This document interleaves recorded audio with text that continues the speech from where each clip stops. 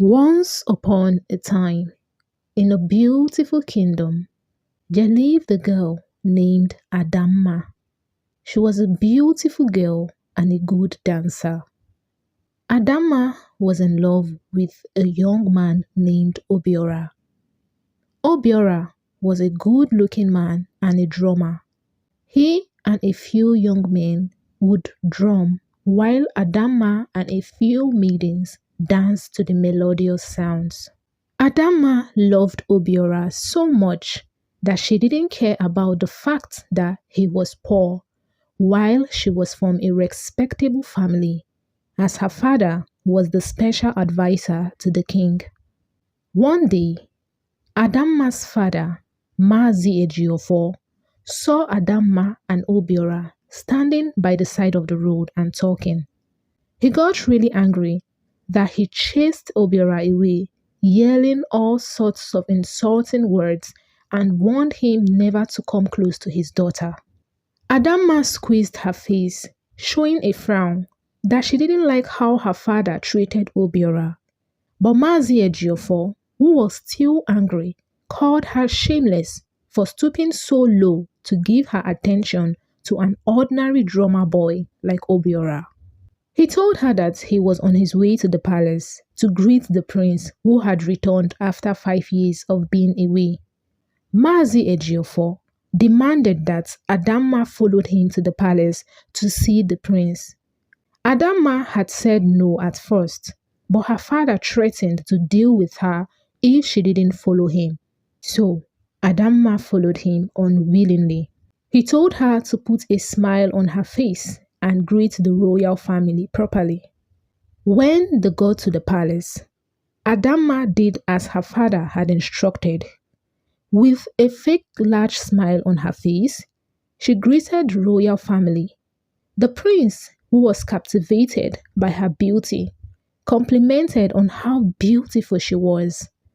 Adamma thanked the prince for his compliments, and her father went on to tell the prince how good and domesticated his daughter was.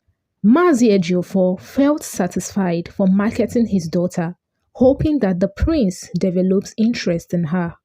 While they were all discussing, the king reminded them of the festival for widows. Once every year, they held a festival to show love to women who had lost their husbands. The queen nodded her head in agreement and suggested that they should organize a dance show by young unmarried maidens, and they all agreed. The king knew that Adamma was a dancer, so he asked her to inform the leader of her dance group to come to the palace for discussion. But Adamma's father didn't like the idea of letting another maiden gain recognition instead of his daughter, so he immediately told the king that his daughter was one of the dance group leaders, and that whatever message he wanted the dance group to know, he could tell it to Adamma and she would inform them, and they all agreed.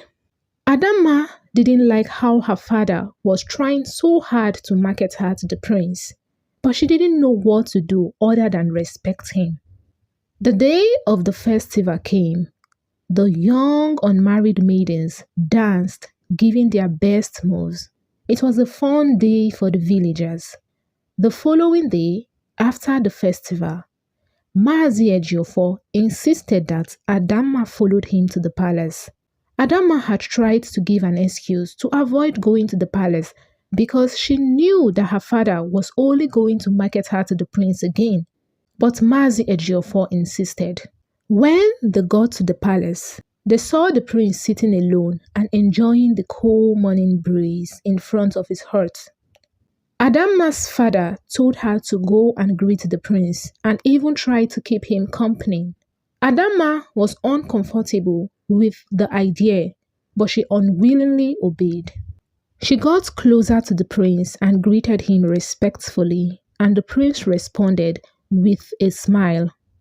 She sat close to him and initiated a conversation to keep him company, and the prince joined in the conversation. She asked him if he had fun during the festival, and the prince said he enjoyed the festival. He complimented on how good they danced and how the drummers made magical sounds. He said he had been away for 5 years and it felt so good to be home. Then, unexpectedly, the prince told Adamma that when she and her crew displayed their dance moves, a lady caught his attention and he had been thinking about the lady throughout the night and that he had a very short sleep because of her. He described the maiden, and from his description, Adamma knew that the maiden was Obianuju, the leader of the dance group. Though she didn't tell the prince her name, she only listened and nodded her head from time to time. The prince said the maiden was a very good dancer, and as a matter of fact, his eyes were only fixed on her from the beginning of the dance till the end.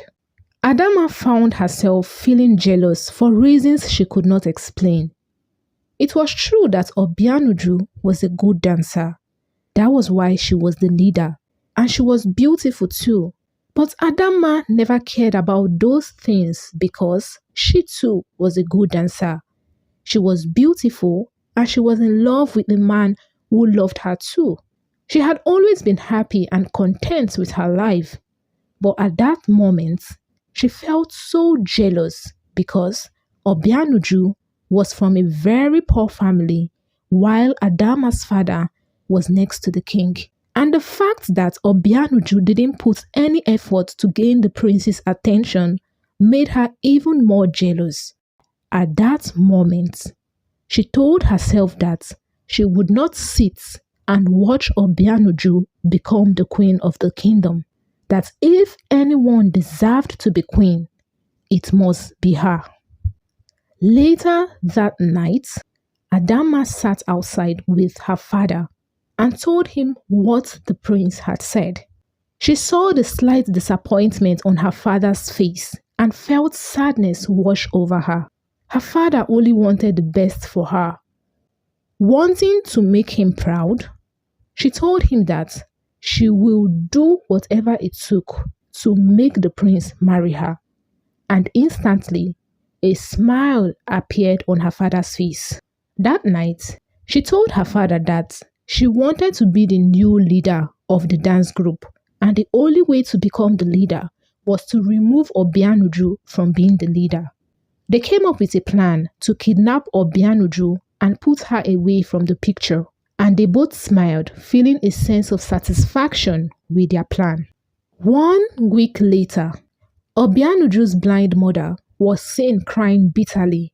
She said her daughter had not been home for 2 days, which was very much unlike her. With the help of a young boy, she went to the palace so that she could plead with the king to help conduct a search. But the palace guards chased them away and warned her not to return to the palace. The palace guard acted according to the instruction that Mazi Ejiofor had given them unknown to the king. The guards respected Mazi Ejiofor because he was always with the king discussing about the way forward of the kingdom and the people. Meanwhile, Adamma was made the leader of the dance group. One morning, the prince felt like taking a walk outside the palace. When he came out of the palace gate, he saw a blind woman crying. He approached her and asked her what the problem was, and she told him that her daughter Obianuju was missing, that she had gone for dance rehearsals and did not return.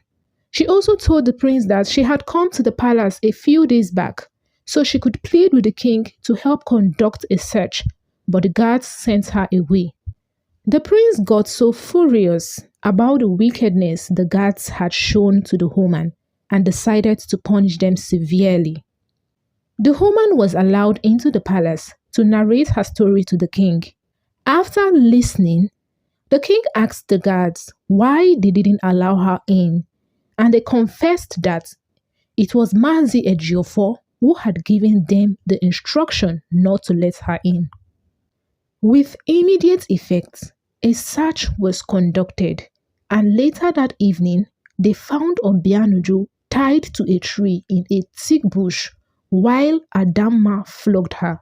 The moment Adamma saw the guards, she tried to run, but they caught her and took her to the palace, while Obianuju was taken to a good herbalist for treatment.